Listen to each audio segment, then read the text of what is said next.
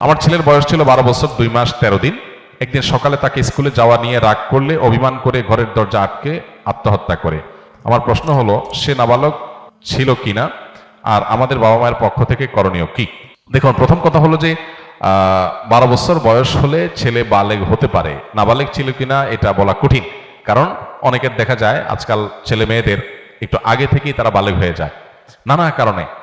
তো 11-12 বছর বয়সে যদি কারো স্বপ্নদোষ হয়, শুরু হয়ে যায়, দাড়ি গোপ ইত্যাদি গজায় যায়, তাহলে সে বালেগ প্রাপ্তবয়স্ক হয়ে যায়। অতএব সে এরকম কিছু হয়ে থাকতে পারে, প্রাপ্তবয়স্ক হতে পারে। কিন্তু যেটাই হোক না কেন, অভিভাবক হিসেবে আপনাদের কর্তব্য হলো তার জন্য আল্লাহর কাছ থেকে আল্লাহর কাছে মাগফিরাত চাওয়া। সেই সাথে একটা গুরুত্বপূর্ণ বিষয় হলো, লক্ষ্য করবেন আজকাল বাবা মারা পাগল হয়ে যান, অ্যাগ্রেসিভ হয়ে যান। কি জন্য? ছেলে মেয়েকে খাওয়ানোর জন্য, পড়ানোর জন্য। আর কিসের জন্য? পড়ালেখা করানোর জন্য। নামাজ না পড়লে এত টেনশন নাই, স্কুলে না গেলে যত টেনশন। নামাজের জন্য চাপ দিছে বেশি স্কুলের যাওয়ার চাইতে, এরকম ঘটনা আপনি পাবেন না। তার মানে এগুলো সব বস্তুবাদী চিন্তা চেতনা থেকে আসছে। সন্তানের শিক্ষার কথা যদি বলেন, মানুষ করার কথা যদি বলেন, ওইটা মূলত হয় বাসা বাড়ি থেকে। শিক্ষা প্রতিষ্ঠানে যাওয়ার সাথে সেটা সম্পর্কে এতটা থাকে না। শিক্ষা প্রতিষ্ঠানে গেলে তার ভ্যালু অ্যাড হয়, সে অনেক বেশি টাকা জোগাড় করার উপযুক্ত হয়, সমাজে তার ক্যারিয়ারকে সে ভালো একটা জায়গায় নিয়ে যেতে পারে, এগুলো হয়। তো মানুষ মতো মানুষ হওয়ার সম্পর্ক বেশিরভাগ ক্ষেত্রে পারিবারিক শিক্ষার উপর নির্ভর করে। ওইটার ব্যাপারে আমাদের গুরুত্ব নেই, আমরা বস্তুবাদী চিন্তা থেকে এগুলো করি। নিজেরা হয়ে গেছে টাকা পয়সা মেশিন, ছেলে মেয়েকেও টাকা পয়সা মেশিন বানাতে চাই। আর টাকা পয়সা মেশিন হলে মানুষ সুখী হয় না, তার প্রমাণ আপনার নিজের এই ঘটনা এবং এরকম আরো অহরহ ঘটনা। অতএব মানসিকতার পরিবর্তন খুব বেশি জরুরি। বাচ্চাদেরকে পড়াশোনা করার জন্য, স্কুলে শিক্ষা প্রতিষ্ঠানে মাদ্রাসায় যাওয়ার জন্য জোর জবরদস্তির একটা লিমিট, এটা যদি ক্রস করে যাই, লিমিট থাকা উচিত, লিমিট যদি ক্রস করে যাই আমরা, তাহলে তার সুফল, তার ক্ষতি, তার কুফল আমরা ব্যবহার করতে থাকবো।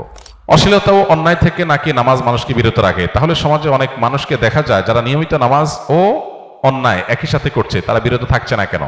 দুইটা বিষয় এখানে। প্রথম কথা হলো, যে লোকটা নামাজও পড়ে আবার খারাপ কাজও করে, এই লোকটা নামাজ না পড়লে এখন যা খারাপ কাজ করছে বহুগুণ বেশি করত। দ্বিতীয়ত, যে লোকটা নামাজ পড়েও খারাপ কাজ করছে, সে লোকটার নামাজ নিশ্চয়ই কোনো ক্ষেত্রে ত্রুটি হচ্ছে। ওষুধ খাইলে রোগ ভালো হয়, এখন ওষুধে যদি ভেজাল থাকে, ওষুধ যদি নকল ওষুধ হয়, ওষুধ যদি ডেট ওভার হওয়া ওষুধ হয়, তাহলে সেটা রোগ ভালো হবে না। এর মানে কি ওষুধের কার্যকারিতাকে আপনি অস্বীকার করবেন, নাকি আপনার সমস্যার কথা আপনি বলবেন? কোন ব্যক্তি নামাজ পড়ছে, গুনাহ ছাড়তে পারছে না, নিশ্চয়ই তার নামাজটা ত্রুটিপূর্ণ হচ্ছে। যতটুকু হচ্ছে ততটুকু সুফল সে পাচ্ছে, যতটুকু ত্রুটি হচ্ছে ততটুকু থেকে সে বঞ্চিত হচ্ছে সুফল থেকে।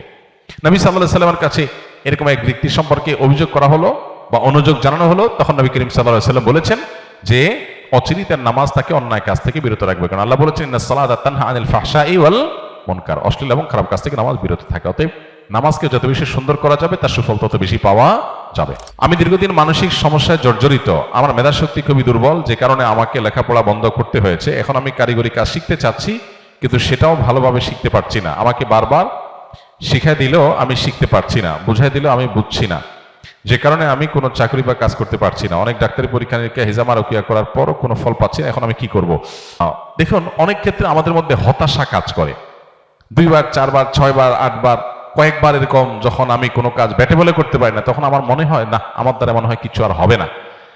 অনেকে লেখে যে, দেখেন আমি জীবনে কোনো কাজে সফল হই না, যেটা করতে চাই হয় তার উল্টাটা। তো আমি বলি, এই যে আপনি প্রশ্ন দিয়েছেন, অনেকেই তো প্রশ্ন দিচ্ছে, সবার প্রশ্ন তো আমি পড়তে পারি না, উত্তর দিতে পারি না। আপনার প্রশ্নটা যে আমার পর্যন্ত আসছে, উত্তর দিতে পারছি, এটা তো একটা সাকসেস। আপনার জীবনে সাকসেস নাই কি বলছে? এরকম ডানে বামে তাকাইলে আপনি দেখবেন বহু সফলতা আপনার জীবনে আছে। তো শয়তান আপনাকে সবসময় কি করে? নিরাশ করে ফেলে, নাই নাই নাই, এটা একটা রোগ। আলহামদুলিল্লাহ, বহু মানুষের তুলনায় আল্লাহ তাআলা আপনাকে ভালো রাখছেন। তো এটার প্রথম ট্রিটমেন্ট হলো পজিটিভ চিন্তা করা, নিজের মানসিক ট্রিটমেন্ট করা, যে আমি আসলে এতটা আমি পিছিয়ে নাই যতটা আমি নিজেকে মনে করছি। এটা হলো প্রথম ট্রিটমেন্ট। দ্বিতীয়ত হলো, আপনি কোনো কাজকে ছোট মানা না করে আল্লাহর নাম নিয়ে যেটা সুযোগ পান সেটাই শুরু করে দিবেন। আমাদের এখন বেশিরভাগ মানুষের অভাব হলো ভাবের। কিসের অভাব? ভাবের অভাব। একজন মানুষ, আমি চাকরি পাচ্ছি না, তো আপনি একটা দোকানে হয়তো কর্মচারী হিসাবে পাবেন, সেটা কাজ না, কিন্তু আপনি সেটা করবেন না, কারণ আপনি চাচ্ছেন আপনার ক্লাস অনুযায়ী, আপনার একটা বিশেষ ডিমান্ড আছে, যেটা না হওয়ার কারণে আপনি হতাশ হয়ে যাচ্ছেন। এই জন্য চাহিদাগুলো যত কমাইতে পারে মানুষ, যখন খুব ইজি লাইফ লিড করার চেষ্টা করে, খুব সাধারণভাবে চলার চেষ্টা করে, তখন তার কাছে দুনিয়াটা সব ইজি হয়ে যায়। এই জন্য আমরা নিজেরা অনেক সময় এগুলো কঠিন করে ফেলি। তারপরও আপনার এর বাইরেও কোনো সমস্যা থাকতে পারে, সেজন্য আপনি এভাবে সংক্ষিপ্ত কোনো সেশনের প্রশ্ন উত্তরে না দিয়ে আপনি কোনো আলেমের সাথে দেখা করেন। আমাদের ফাউন্ডেশনে অফিস টাইমে কাউন্সিলিং এর ব্যবস্থা থাকে, ওলামা ইকরাম থাকেন, সেখানে আপনি সময় নিয়ে যেতে পারেন, ইনশাআল্লাহ হয়তো আপনার কোনো কাজে আসবে। আমি অনেকদিন থেকে দেখতেছি যে আমার স্বপ্নদোষ হয় না, কিন্তু আমার পেশাবের সময় বীর্য বের হয়, এক্ষেত্রে আমার করণীয় কি এবং আমার কি ফরজ গোসল করতে হবে কিনা?